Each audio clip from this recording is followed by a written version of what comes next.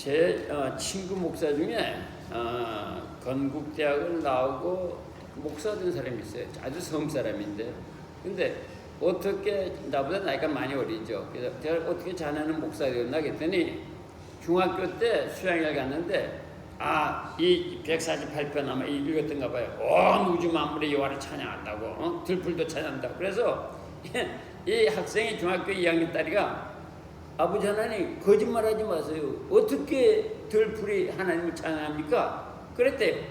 그러고 나서 이제 기도하라 통성기도를 하고 나는데 벼랑한 눈이 띄어지는데 보니까 그 자기 앞에는 들풀들이 말이야 춤을 추는데 아무리 비비고 봐도 계속 춤을 추더라. 산투첨이다. 그래서 그때 자기가 목사 되기를 결정했느라고 얘기를 하더라고요. 우리가 죄악 가운데 있어가지고 심리 눈이 안 열려서 그렇지 우주 만물의 주님을 찬양을 합니다.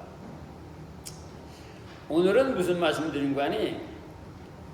하나님을 제대로 좀 찬양하자. 그런 내용의 말씀입니다.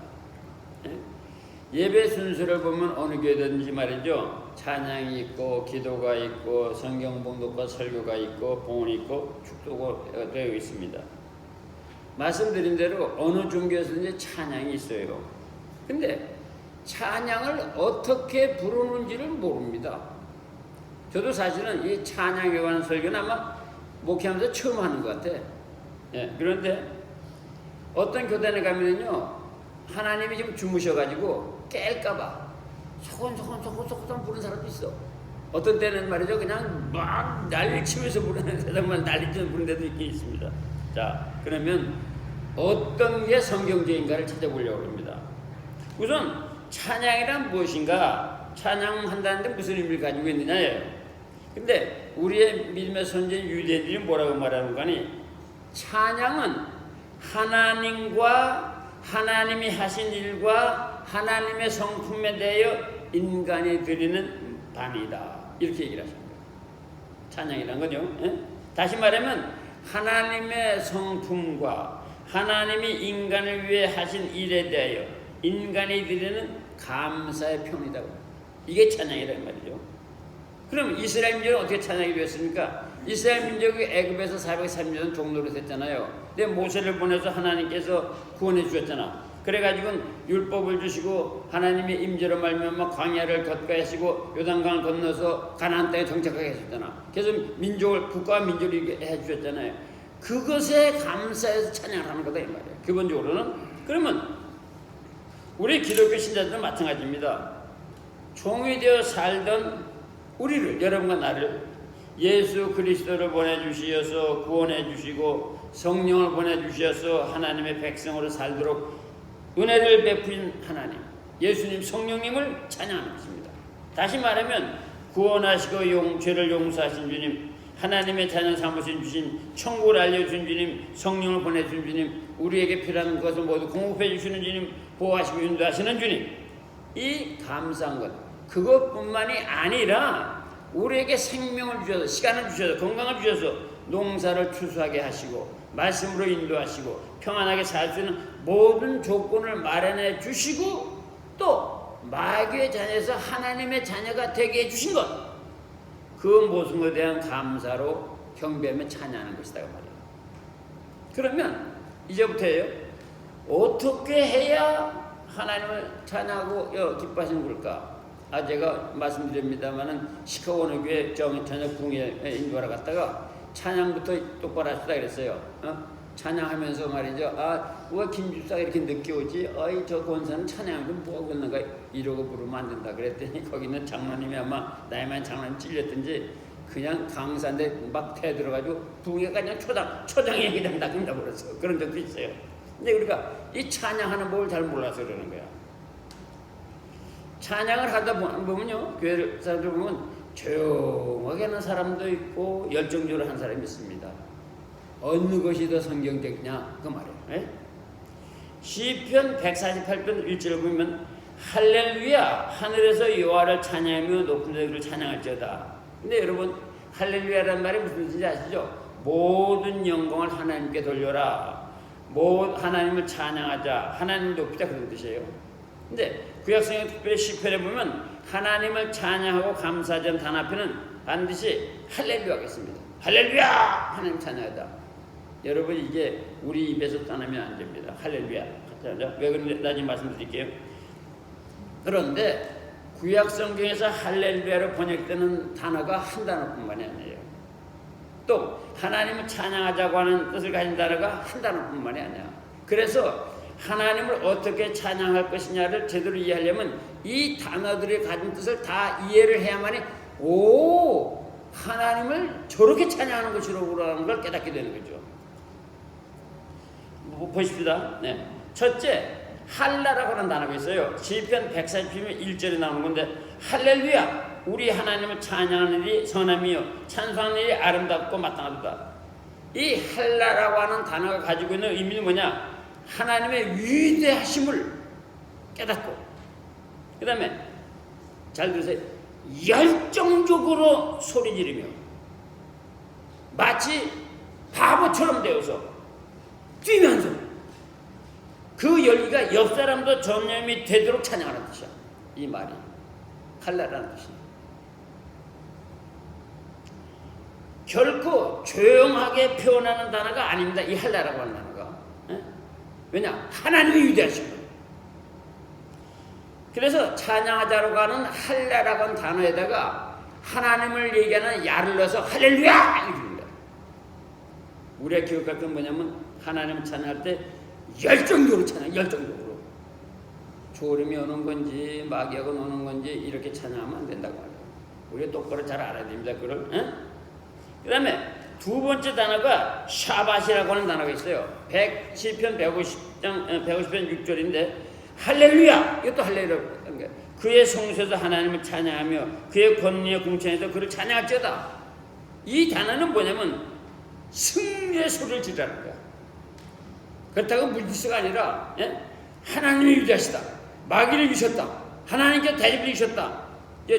전장에서 나와가지고 이겼잖아요. 와! 하나님이 이기셨다. 하나님의 영광을 외치며 큰 소리로 그분을 찬양하라.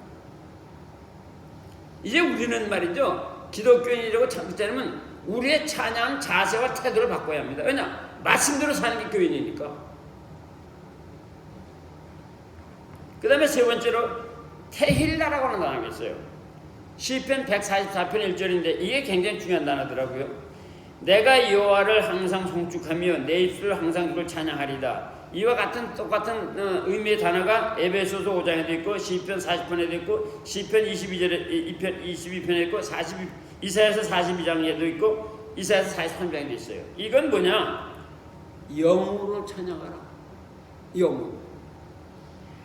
마음으로 그분에 대한 자기 자신을 고백하면서 하나님 이렇게 나를 사랑하셨네.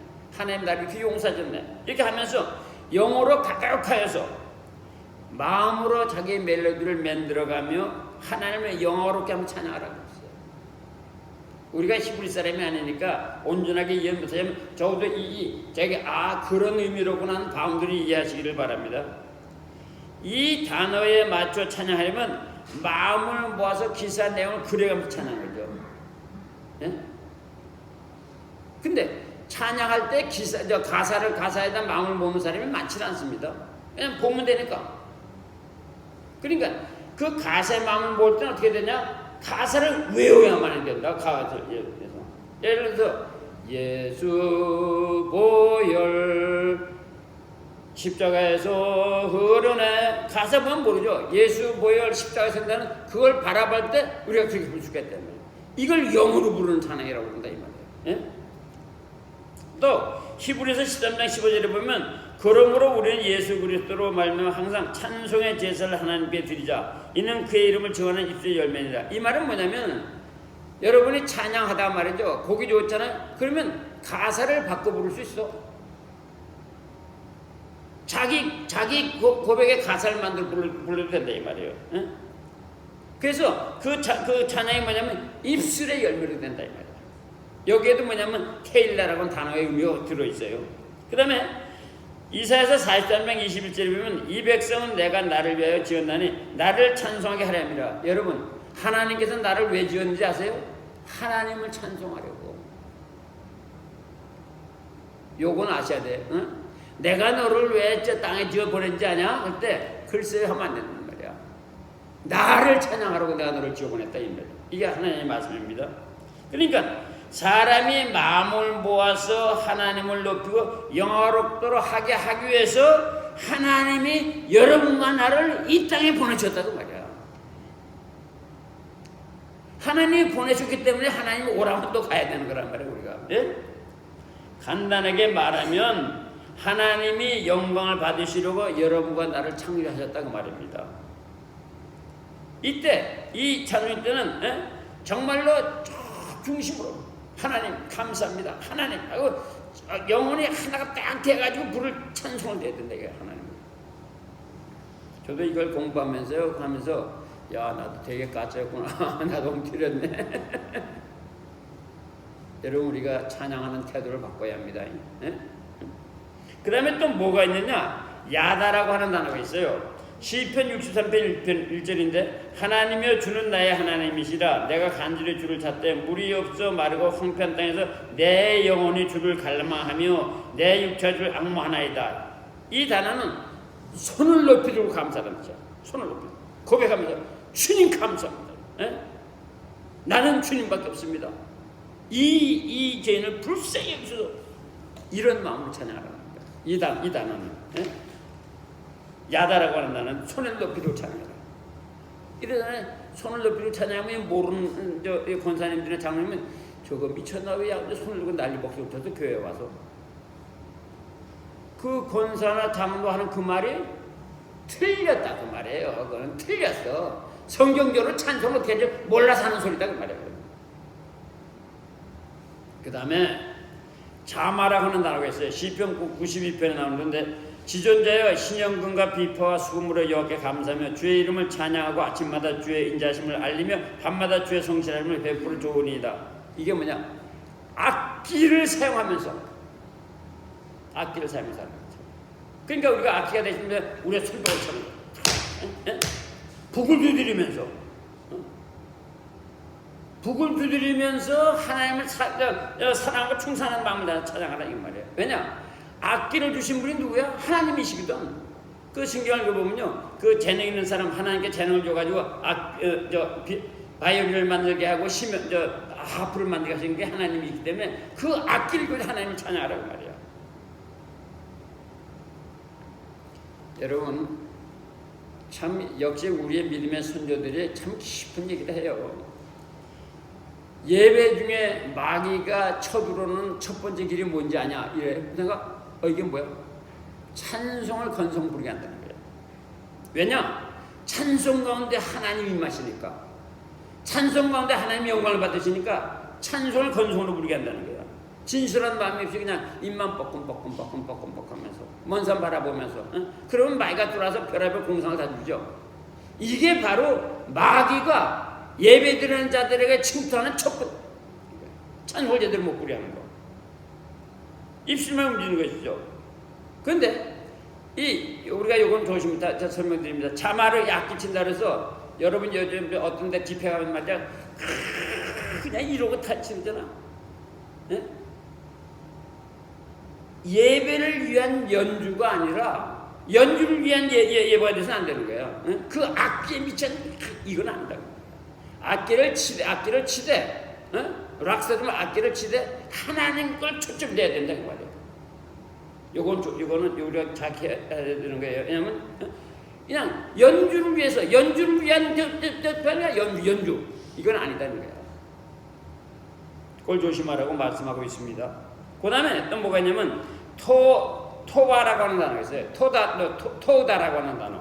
이게 시편 50편에 있는 단어, 14절에 있는 단어인데 감사로 하나님께 제사를 드리며 지존하신 이에게 내 손을 갚으며 이런 말인데 이 말은 성령을 부어주시어 생명 있게 하시며 여러분과 나를 이렇게 살아있도록 해주시며 인생을 지켜주시며 감사해서 손을 들고 성령님이 임하여 달라고 하나님을 초청하는 마음으로 찬양하라 이 말이에요. 손을 들고 하나님을 초청하는 마음으로 하나님 사모하는 마음으로 찬양하라고 말해요. 박수도 쳐가면서 이 단어가 있어요.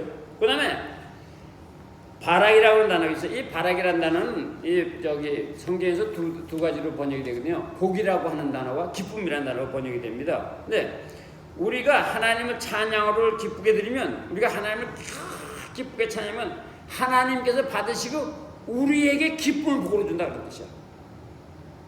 네? 참 재밌죠? 재밌게 이제 심어져? 우리가 기쁘게 하나님을 찬양하면 하나님이 받으셔가지고 그래 내가 너에게 복을 좀 하고 기쁨을 주신다. 이런 단어예요. 예? 그래서 이 단어에는 뭐가 들어있는가니 하나님을 기쁘게 하는 거니까 온갖 모션을 다 하라는 거예요. 할렐루야 할렐루야 내 주의 보혈은, 그 다음에 때로 무릎을 꿇고 절을 하면서 그분을 높여 이렇게 찬양하는 거예요. 그래서 여기 쉐이커라고 하는 교도가 있습니다. 쉐이커 아시는지 몰라요? 미국 사람들 쉐이커는 그 사람들이 이렇게 팔을 끼고 찬양할 때마다 이렇게 흔듭니다. 이렇게. 그래서 쉐이커야. 그래서 쉐이커. 우리나라에 이 쉐이커라는 걸 소개한 사람이 함석헌 선생님인데 그냥 이 쉐이커야. 그 다음에 또 이렇게 흔들면서 알고 보니까 흑인들이 말이죠 성경적으로 찬양하더라고. 제가 흑인교회를 한 6개월 한 적이 있어요. 심리교회를. 거기가 처음에 말이죠 내가 웃음이 나와가지고 성가대가 들어오는데 막 이래 가면서 들어오는 거야. 경건한 예배 저것들 뭐하고 들어오는 거야. 알고 보니까 내가 무식했던 거야. 그렇게 몸을 흔들면서 이렇게 하나님 찬양하라는 거야. 이렇게 하나님. 그게 뭐야? 바락이라고 하는 단어 속에 들어있는 거야. 그러니까 찬송 중에 하나님의 영이 임하시도록 열성을 다해 부르고 임하신 성령님의 인도 아래서 춤을 추며 몸을 흔들며 하나님을 찬양하며 찬송하는 거예요. 보세요. 열정을 다해서 하나님을 초청하며 불러서 하나님의 영이 임재하면 그 하나님의 영의 임재에 내가 취해서 인도해서 또 몸을 흔들면서 마치 바람에 이 나무들이 말이죠 풀들이 춤을 추는 것 같이 그렇게 부르라는 거야. 하나님을. 그 다음에 거기다가 신자가 자기 마음을 고백을 하면서 하나님 나 같은 것 구원해 너무 감사합니다. 감사와 감동의 눈물을 흘리면서 살아계신 하나님께 찬양하라고 말이야. 오늘 여러분과 내가 드리는 찬양을 봅시다. 여기 몇 점이나 돼요? 10점도 안 돼. 10점도. 마음과 뜻과 정성을 다해서 찬양의 진지한 마음을 닮아 고백하며 감사한 마음과 기쁜 감정을 다해 찬양하며 그분이 찬양자의 심령에 임자도록 하는 거예요. 다시 말하면 왜냐면 내가 뜻과 마음과 정성을 다해서 찬양함으로 말하면 하나님의 영이 임재하시도록 내 찬양을 받으시고 이렇게 찬양하라는 거예요. 그러니까 당연히 찬양을 어떻게 부르게 돼? 컨센트레이션 해야 돼. 열정적으로 부르게 되는 거예요. 이것만 이해를 하면은 찬송을 그렇게 부르게 되는 거죠. 내가 찬양해서 하나님을 초청을 하고 하나님께 나를 임재하고 그 임재하시면 나를 또 임재하시는 것. 이게 찬양이고 이걸 우리가 같이 불러야 된다는 거야. 같이 부르라고 11세 또 나와 있더라고요. 보니까 이게. 그래서 경건한 유대인들은 뭐라고 말하면 몸에 영혼이 있는 것은 인간의 감각과 기관을 사용하여 하나님의 영광을 인식하고 그분을 찬양하기 위한 것이다. 내 몸에 영혼이 있는 건 뭐냐? 하나님을 찬양하기 위하여라고 얘기를 하는 거예요. 그래서 이 땅의 축복만이 아니라 미래에 다가올 축복에 감사하면서 찬양하는 거예요. 완전히 우리의 영혼육이 일체로 찬양을 하는 거죠. 이렇게 찬양하라는 거예요. 또 시편 100편에서는 기쁨으로 찬양하라고 얘기해요. 기쁨을 가지고 찬양하는 거예요. 왜냐? 하나님께서 인생을 주장하시잖아요. 근데 예를 들어 사비 좀 안 냈다고 우거지 죽상을 하고 찬송하지 말아라 말이야. 부부싸움 했다고 우거지 죽상하지 말아라 이거야. 하나님 앞에 나왔으니까 하나님의 해결자야. 그 앞에 기쁨으로 찬양하라는 거예요. 히브리서 2장 12절에는 이런 찬양을 교회에서 회중들과 교인들과 함께 찬양하라는 거예요. 그러니까요. 오늘 이 말씀 들었으니까 남의 교회 어디 가서 뭐 찬양을 얻은 거 요란스럽게 하고 비평하지 마세요. 아하, 저들이 제대로 하나님을 찬양한 거구나. 저들이 제대로 시키는 뭐야? 내가 전심으로 찬양해가지고 남성이잖아요. 어? 내 찬양 하나님 받으시고 하나님의 영이 내게 임하여서 나를 인도하시는 삶, 그게 진짜 찬양이다. 근데 우리는 이제까지 찬양 어떻게 했어요? 예배 순서 하나 아니야. 시간 많은데 심지어 찬양을 할까요? 이게 얼마나 잘못된 이야기입니까? 우리 시간 많은데 찬양이나 한 잔 해봅시다. 아니지. 예? 찬송가 한 장을 불러도, 한 절을 불러도 그런 마음을 불러야 된다고 말이에요. 요약하면은 찬양을 할 때 하나님의 영광을 바라보며 열정을 크게 불러야 된다 이 말이에요. 온 마음과 뜻과 정성을 다해 영적으로 크게 불러라. 손을 높이 들고 춤을 추며 몸을 움직이며 불러라. 경외하는 마음, 고백하며 감사하는 마음을 가지고 기쁜 마음으로 불러라. 성령님을 초대하는 마음으로 불러라. 엎드리는 자세, 겸손한 자세로 불러라. 교인과 함께 진지하게 불러라. 에? 입술만 열어 음악적으로 소리내야 하는 찬양은 아닌 거예요. 근데 얘가 찾아보니까 찬양의 박자와 뭐 이걸 다 맞아야 되는 줄 알았는데 생각했더니 성경에 그런 건 없어. 그러고 이러다 보니까 요즘 교회에서 찬양이 하나님께 부르는 게 아니고 사람에게 부르는 거야. 사람에게. 목사한테 부르고 목사 잘 들어 사람에게 아니더라고 말이야. 찬양 어떻게 부르냐면 그 찬양통에서 누가 임재해야 돼? 하나님의 영이 임재해야 돼가지고 하나님의 영이 임재해가지고 성령님에도 온 교우들을 갖다 뜨겁게 만들고 회개하게 만들고 감사하게 만들고 그래서 그 시간을 통해서 다시 하나님께 영광 돌리고 주님 살아계시다고. 이것이 진짜 찬양이다.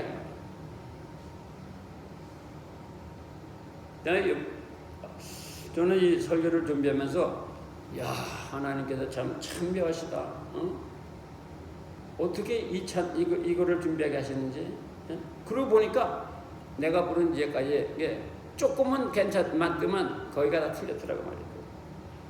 자, 그러면 그렇게 하나님을 찬양하면 신자가 받는 베네핏이 뭐냐 찾아봤어요. 1. 우리를 창조하신 하나님의 목적을 실천하는 것이다 이 말이야. 예? 아까 말씀드렸잖아요. 하나님께 우리를 창조하신 뭐야? 당신의 영광을 받으신 거죠. 찬양을 통해서. 두 번째, 찬송으로 하면 우리의 삶에 하나님 초대하게 되는 거야. 이건 중요한 얘기입니다. 예? 찬양을 통해서 하나님을 초대해야 된단 말이야. 연주를 통해서 모두 하나님을 초대해야 되거든. 하나님이 임재하셔야 되거든. 예? 그게 역대하 5장 13절 14절 얘기예요. 그 다음에 찬송하는 사람에게 활력이 되어지는 거야. 시편 103편 1편에 보면 내 영혼아 여호와를 송축하라. 그게 쭉 103편 이제 1절에서 5절을 보면 말이죠. 거기에 정말 독수리 같은 힘을 주신다 그랬어. 찬양을 통해서. 하나님의 약속이야. 예? 내가 찬양을 이렇게 하면 내가 너에게 독수리 날개치다는 힘을 주겠다고 얘기하신 거예요. 좋은 것으로 내 손을 만족케 하사 내 청춘은 독수리같이 새롭게 하시는구나. 하나님에게 찬양을 드리는 신자는 그 찬양을 통해서 죄를 용서받는 능력, 생명을 살리는 능력, 병에서 해방되는 능력, 인자하심과 좋은 것을 채워줘서 그래서 마치 독수리가 하늘을 향해 날아가듯이 와 하나님 살아계시구나, 와 나는 살았다, 와 나는 이겼다, 이런 걸 받아야 된다고 말이에요. 찬양을 통해서 이걸 주신다는 거예요. 하나님께서. 그러니까 우리가 내가 몰라서 하나님의 사랑을 못 받는 거죠. 쭈그리고 그냥 멈추고 찬양 하나님 안에 이루고 앉아있으니까 찬양을 통해서 복을 못 받는 거다. 그 다음에 찬송하는 자의 영혼을 만족시킨다 그랬어요. 시편 107편 9절에 보면 그가 사모하는 영혼에게 만족을 주며 줄인 영혼에게 좋은 것을 채워주신다. 그 다음에 고난 중에 찬송은 자유와 기쁨을 주신다. 그거는 이제 바알과 실라 얘기죠. 예? 저 감옥에 갇혔을 때 찬송했더니 감옥 문이 열리고 천사가 동원하고 막 이게. 근데 제가 이제 금식을 많이 했어요. 많이 한 편인데 금식이 3일 지나고 한일 되면 죽을 것 같습니다. 그런데 근데 기를 쓰고 찬송하면 이마에서도 땀이 나기 시작해. 등판에 땀이 나기 시작해. 기를 쓰고 부르는 거예요. 죽길 다해서 부르는 거예요. 사실은 찬송을 하면요 힘이 솟구치는데 놀라운 힘이 솟구칩니다. 그냥 처음엔 찬송 찬송할 힘도 없으니까 어? 근데도 부르면 어디서 그 힘이 나오니 하나님께서 힘을 주시는 거예요. 그 다음에 삶의 현장에서는 우울증을 없애준다는 거예요. 이사야서 61편 3절, 61장 3절에 보면 무릇 시온에서 슬퍼하는 자에게 화관을 주어 그 죄를 대신해 기쁨의 기름으로 그 슬픔을 대신하며 찬송의 옷으로 그 근심을 대신하시고 그들이 그의 나무 곧 여호와께서 심으신 그 영광을 나타낼 자라 일품을 받게 하리라. 우울증 낙심한 절망한 사람에게 찬송을 되는 뭐냐면 하나님의 약속이 맞습니다. 그러니까 적어도 우리가 교인이라고 하면 찬송을 몇 장을 외워가지고 부르셔라 이 말이야. 외워가지고 불러라 이 말이야. 그것이 나를 살리는 무기가 된다고 말이야.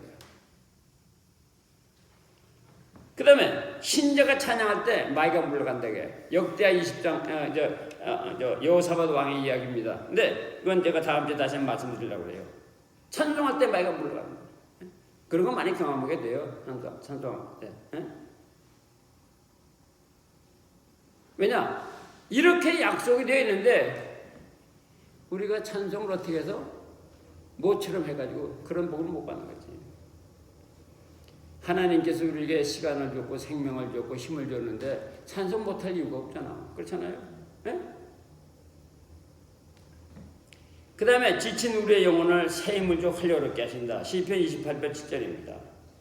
이렇게 해서 찬양은 결국 신자에게 영생한 땅 관심을 찬양을 많이 하고 하나님의 임재를 받으면 아하 내가 이 땅의 삶이 이게 다가 아니구나 이게 영원한 삶이 있구나 깨닫게 된다고 말이야. 그래서 찬양을 신내게 하는 사람 치고 신앙생활 모처럼 하는 사람 없습니다. 그런데 중요한 것은 뭐냐 시커에 그런 사람이 있어요. 찬양 잘해요. 근데 이 친구가 복을 받았다 못 받았다 해. 왜냐 찬양하고 나서 그 다음날 끝에 술집 가서 놀거든. 그렇게 하면 안 된다고 말이야. 이거 다음 주에 내가 더 말씀드릴게요. 이제 찬양을 통해서 큰 은혜 받은 분이 한 분만 소개하면 다윗 왕입니다. 다윗 왕이 말이죠. 어떻게 찬양한 거니? 다윗 왕이 앞에서 그냥 춤을 추고 막 놀았더니 부인이 그랬어. 아이 왕 주제에 참 짓고를 못하네. 그래가지고 하나님께서 그 다윗의 왕 첫 부인 미갈에게는 임신을 안 시켜서 아예 자녀를 안 줬어. 하나님 앞에서 다윗이 춤추는 것 같다고. 그걸 비난. 왕 체면에 그런다고. 그러니까 여러분 잘 알아야 돼. 여러분이나 내가 이전에 나와서 하나님 찬양할 때는 체면이 뭐가 없는 거야. 온전히 죄인으로서 구원받은 하나님의 자녀로서 기쁨으로 찬양을 하는 거지. 그것을 뭐라고 그래서는 안 된다 이 말이야. 무식하게.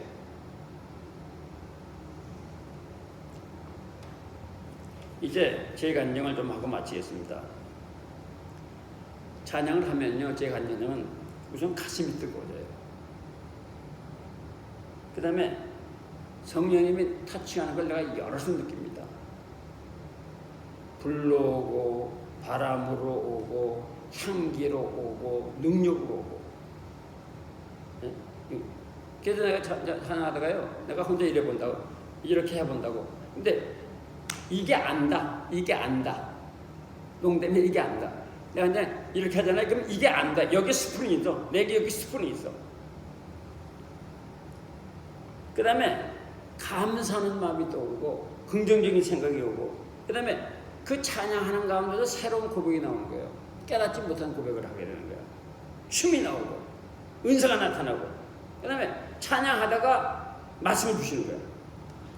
치료가 되고 그 다음에 찬양하고 나면요 그렇게 가벼워. 와, 얼마나 가벼운지 슬픔, 낙심, 좌절이 다 올라가 버리는지 몰라.